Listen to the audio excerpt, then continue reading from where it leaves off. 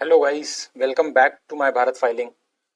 आज का जो हमारा वीडियो रहेगा वो रहेगा इनकम टैक्स एक्ट 1961 के अंदर हमें सेक्शन 80 सी के अंडर कौन कौन सी डिडक्शंस मिल सकती हैं। जैसा कि आप सब जानते ही होंगे कि टैक्स बचाने के लिए यहाँ इन्वेस्ट कीजिए, यहाँ इन्वेस्ट कीजिए, बहुत सारे एडवर्टाइजमेंट्स भी हमें दिखते हैं। तो मैक्सिमम जो डिडक्शन है वो 80 सी के अंडर, सेक्शन 80 सी के अंडर वो हमें 1,50,000 का यानी कि 1.5 लाख रुपए का इनकम टैक्स अलाउ करता है। और कुछ स्पेसिफाइड इन्वेस्टमेंट्स हैं या कुछ ऐसे स्पेसिफाइड एक्सपेंडिचर हैं, अगर हम वो इनकर करते हैं या उधर हम इन्वेस्ट करते हैं तो हमें इनकम टैक्स के थ्रू डिडक्शन दी जाती है। आज की जो वीडियो है हम उसमें वही देखेंगे कि कौन कौन से टाइप्स ऑफ इन्वेस्टमेंट्स हैं या एक्सपेंसेस हैं, और अगर हम उन्हें किस वे में इनकर करेंगे तो हमें इनकम टैक्स की डिडक्शंस अवेल हो जाएंगी। तो सबसे पहला और एक बहुत ही पॉपुलर फंड है जिसको कहते हैं पीपीएफ यानी कि पब्लिक प्रोविडेंट फंड। ये एक लॉन्ग टर्म इन्वेस्टमेंट स्कीम है, यानी कि आप आज पैसा डालिए, इसकी बेसिक जो मेच्योरिटी है, मिनिमम जो टेन्योर है वो इसका 15 साल का रहता है। उसके बाद आप जाके 15 साल के बाद पीपीएफ को 5-5 साल के स्लैब्स में आप इसको इंक्रीज भी करा सकते हैं। और गवर्नमेंट जो है हमारी वो हर 3 महीने में स्मॉल जो सेविंग स्कीम्स हैं उनके तहत इसका रेट भी फिक्स करती है। तो करंटली जब मैं ये वीडियो रिकॉर्ड कर रहा हूँ तो पीपीएफ का जो रेट हमें ऑफर किया जा रहा है वो है 7.1% पर एनम का, जो भी हम इस पे डिपॉजिट करते हैं। और आप इसमें मैक्सिमम जो है 1.5 लाख रुपए जमा कर सकते हैं और मिनिमम आपको किसी भी फाइनेंशियल ईयर में 500 रुपए इसमें जमा करने पड़ेंगे। पीपीएफ एक ना एग्जेम्प्ट एग्जेम्प्ट एग्जेम्प्ट टाइप का कैटेगरी का प्रोडक्ट है। इसका मतलब हुआ जो आपने डिपॉजिट किया वो भी एग्जेम्प्ट है, जो आपको इंटरेस्ट मिला वो भी एग्जेम्प्ट है, जो आपको इसकी मेच्योरिटी मिलेगी वो भी आपकी एग्जेम्प्ट है। और पीपीएफ की मेच्योरिटी जो है, पीपीएफ का इनकम टैक्स के सेक्शन 10 के अंडर पीपीएफ की जो मेच्योरिटी है वो आपकी एग्जेम्प्ट रहती है। एक बहुत ही अच्छी पॉपुलर स्कीम है और इसके एक डिटेल्ड डिस्कशन भी हम लाने वाले हैं बहुत जल्दी अपने चैनल पे। एक डिटेल्ड डिस्कशन की वीडियो में आपको हम पीपीएफ की सारी एबीसीडी बताएंगे कि कैसे जमा कर सकते हैं, क्या होता है, कितना टेन्योर होता है, कहाँ कहाँ पे अकाउंट ओपन हो सकता है, तो हर एक चीज आनेगी। उसके लिए आप स्टे ट्यून्ड रहे हैं हमारे चैनल पे। नेक्स्ट पोस्ट ऑफिस हैं, उनके थ्रू एक बहुत अच्छा पॉपुलर प्रोडक्ट सेल किया जाता है, नेशनल सेविंग सर्टिफिकेट्स। एनएससी जो है फिक्स इनकम स्कीम का है, वो आप किसी भी पोस्ट ऑफिस की ब्रांच से खुलवा सकते हैं। मिनिमम आपको 1,000 रुपीज की एनएससी करानी पड़ेगी और मैक्सिमम इसकी कोई भी लिमिट नहीं है। आप चाहे 1 लाख, 1.5 लाख, 2 लाख, 2.5 लाख, 5 लाख की भी एनएससी ले सकते हैं। एनएससी जो है हमारी वो है 5 साल का उसका टेन्योर रहता है, यानी कि आप आज लेंगे 5 साल आपको मेच्योरिटी मिलेगी। और गवर्नमेंट जो है इसका भी पीपीएफ के जैसे ही स्मॉल सेविंग स्कीम्स के अंडर हर 3 महीने में रेट रिवाइज करती रहती है। तो वीडियो रिकॉर्डिंग करते टाइम जो रेट है वो करेंटली 7.7% का दिया जा रहा है एनएससी के ऊपर। अच्छा, एनएससी में आपकी टैक्सेबिलिटी का बहुत ही इंपॉर्टेंट पॉइंट है, तो ये आप ध्यान से सुनिएगा। आपने एनएससी आज कराई, आपका जो पहले साल का ब्याज है वो इन एनएससी में री इन्वेस्ट होता है। तो पहले वो जो आपकी इंटरेस्ट है वो आपकी इनकम फ्रॉम अदर सोर्सेज में ऐड होगा, फिर उसकी डिडक्शन आपको सेक्शन 80 के अंडर मिलेगी। और जो 5th ईयर का एनएससी का ब्याज है वो आपका टैक्सेबल रहेगा। 5th ईयर के एनएससी की ब्याज पे आपको टैक्स भरना पड़ेगा। और बाकी के केसेस में 1 से लेकर 4th ईयर तक पहले इंटरेस्ट जो है ऐड होती है, फिर इंटरेस्ट जो है लेस हो जाती है अंडर सेक्शन 80 सी। तो इस चीज का ध्यान रख के आप एनएससी कराएं। नेक्स्ट एक आजकल बहुत पॉपुलर हो रहे हैं म्यूचुअल फंड्स। तो equity link saving scheme, ELSS category के म्यूचुअल फंड्स हम कहते हैं। ये जो है मेजरली अपना पैसा इंडियन इक्विटी मार्केट यानी कि इंडियन स्टॉक मार्केट में इन्वेस्ट करते हैं। इनका मिनिमम जो एक्सपोजर है इंडियन स्टॉक मार्केट का वो 65% का रहता ही रहता है। मतलब इतना मिनिमम ये इन्वेस्ट करते हैं और ये की बहुत ही पॉपुलर स्कीम है। और आज के टाइम में ये और ज्यादा पॉपुलर होती जा रही है। बहुत सारी एमसी हैं, सबके पास अपना एक एक प्रोडक्ट है टैक्स सेविंग का।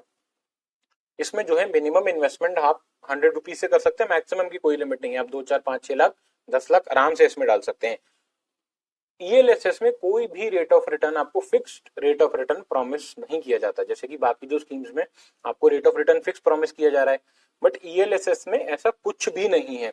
जो रेट ऑफ रिटर्न है वो स्टॉक मार्केट के रिटर्न्स पे डिपेंड करेगा कि जहां पे जिस भी ईएलएसएस में आपने इन्वेस्टमेंट कर रखा है उसने आगे किस कैटेगरी के शेयर्स ले रखे हैं, तो ये सब उस पर डिपेंड करता है। ईएलएसएस की टैक्सेबिलिटी को भी आप ध्यान से समझिएगा। ईएलएसएस में आप इन्वेस्टमेंट करते हैं तो आपने जो भी इनकम कमाई इससे, ये इनकम जाती है कैपिटल गेन हेड के अंडर। तो ईएलएसएस जो है से इसमें 3 साल का लॉक इन है। तो लॉन्ग टर्म कैपिटल गेन की डेफिनेशन के अकॉर्डिंगली अगर 1 साल से ऊपर आप इक्विटी म्यूचुअल फंड में इन्वेस्ट करते हैं तो लॉन्ग टर्म कैपिटल गेन माना जाता है। इसीलिए 3 साल है तो ये लॉन्ग टर्म हो गया। अगर आपने इस पे 1 लाख तक का प्रॉफिट कमाया तो वो टोटली एग्जाम्प्ट है इनकम टैक्स के अंडर। बट अगर आप समझ लीजिए आपने कमाया 1.5 लाख रुपए का प्रॉफिट, तो 1 लाख रुपए तो आपका एग्जाम्प्ट हो जाएगा, उस पर कुछ भी टैक्स देने की आपको जरूरत नहीं है।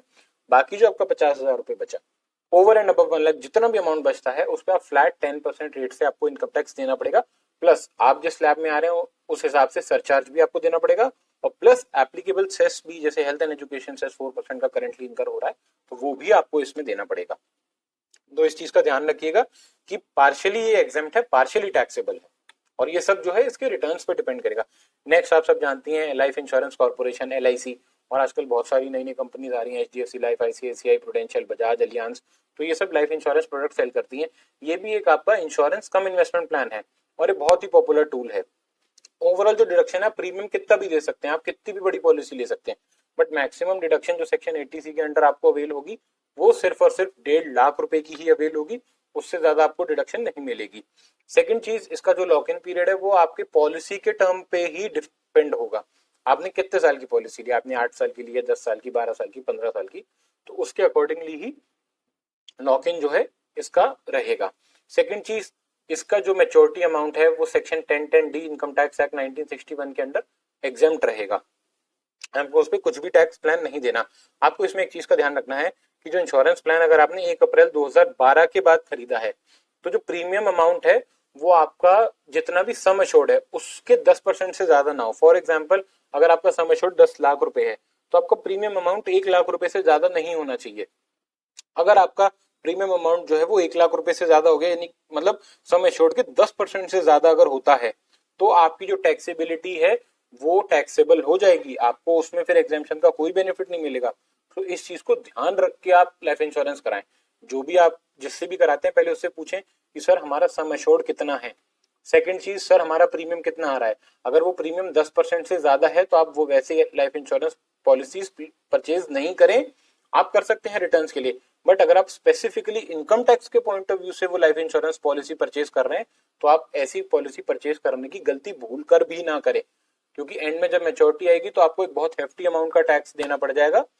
तो इस चीज का आप बेशक ध्यान रखें। नेक्स्ट आता है, जैसे इंडिया में हमारे एजुकेशन को बहुत प्रमोट किया जा रहा है, तो इसके लिए गवर्नमेंट ने सेक्शन 80C के अंडर ट्यूशन फीस पे भी एग्जेम्पशन लगाई है। इसमें आपको ध्यान रखना है कि सिर्फ ट्यूशन फीस ही एग्जेम्प्ट है। जैसे स्कूल वाले और भी बहुत सारे खर्चे लेते हैं, administrative expenses, transportation expenses, other expenses, जितने भी एक्सपेंसेस हैं इनकी एग्जेम्पशन आपको नहीं मिलेगी, सिर्फ ट्यूशन फीस की एग्जेम्पशन आपको मिलेगी।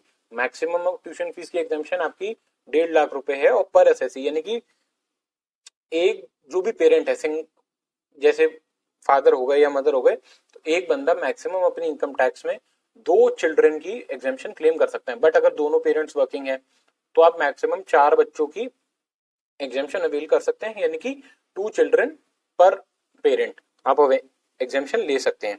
अच्छा, इसमें एक चीज ध्यान रखें, आप कहीं पे भी पेमेंट कर देंगे, ऐसा नहीं है कि आपका बच्चा प्राइवेट कोचिंग में जाता है, कुछ जाता है तो वहां पे डिडक्शन मिल जाएगी, नहीं मिलेगी। इसके लिए जो स्कूल है या जो भी इंस्टीट्यूशन है, कॉलेज है, उसका एफिलिएशन नेसेसरी जगह पे होना जरूरी है। जैसे CBSE बोर्ड हो गया, आपकी कोई यूनिवर्सिटी हो गई, जैसे दिल्ली यूनिवर्सिटी के अंदर आपको एग्जाम, जो आपका कॉलेज है वो रजिस्टर्ड होना चाहिए। ICSE बोर्ड के अंदर स्कूल रजिस्टर होना चाहिए, CBSE बोर्ड के अंदर स्कूल जो है वो रजिस्टर होना चाहिए। इसमें आप अजम्पशन बेसिस पे नहीं ले सकते, जो भी अमाउंट आप देंगे स्कूल फीस का उसी की एग्जाम्पशन मिलेगी। ये नहीं है कि साल में 1 लाख फीस होती है बट आपने जमा 80,000 करेंगे तो आपको 80,000 की मिलेगी, आपको 1 लाख की डिडक्शन नहीं मिलेगी। नेक्स्ट, जैसे रोटी कपड़ा मकान बहुत बेसिक चीजें हैं, तो इसलिए हमारा income tax act repayment of house loan के लिए भी एक डिडक्शन प्रोवाइड करता है। जैसा कि आपको पता है, अगर आप कोई भी लोन रीपे कर रहे हैं या लोन का पेमेंट कर रहे हैं तो उसमें 2 कंपोनेंट होते हैं, एक प्रिंसिपल का, एक इंटरेस्ट का। तो यहाँ पे जो बात करी गई है वो लोन के प्रिंसिपल कंपोनेंट की बात करी गई है, यानी कि लोन का जो मूल है उसकी बात करी गई है। यहाँ पे सेक्शन 80C के अंडर जो भी आप मूल का पेमेंट करेंगे यानी कि प्रिंसिपल का पेमेंट करेंगे, उसकी भी आपको सेक्शन 80C के अंडर डिडक्शन मिलेगी, इनकम टैक्स डिपार्टमेंट के थ्रू दी जाएगी। मैक्सिमम अलाउएबल डिडक्शन जो है वो 1.5 लाख ही रहेगी, पर फाइनेंशियल ईयर रहेगी। और ये डिडक्शन आप तब से अवेल कर सकते हैं जब अगर आपने हाउस प्रॉपर्टी कंस्ट्रक्ट कराया है, तो कंस्ट्रक्शन जिस ईयर में खत्म हुआ है उसके बाद से आप कर सकते हैं। इसकी टैक्सेबिलिटी में आपको एक बहुत इंपॉर्टेंट पॉइंट ध्यान रखना है कि आप 5 साल तक ये हाउस प्रॉपर्टी बेच नहीं सकते। अगर आपने बेचा तो जितनी पहले आपने एग्जेम्पशन ली है सारी एग्जेम्पशन आपकी टैक्सेबल हो जाएगी। जैसा कि मैंने इसमें लिखा भी है, आप इस पॉइंट को प्लीज ध्यान से पढ़िएगा। If you sell your property with in 5 years from the end of the financial year in which possession of such property is obtained, this benefit will be reverse.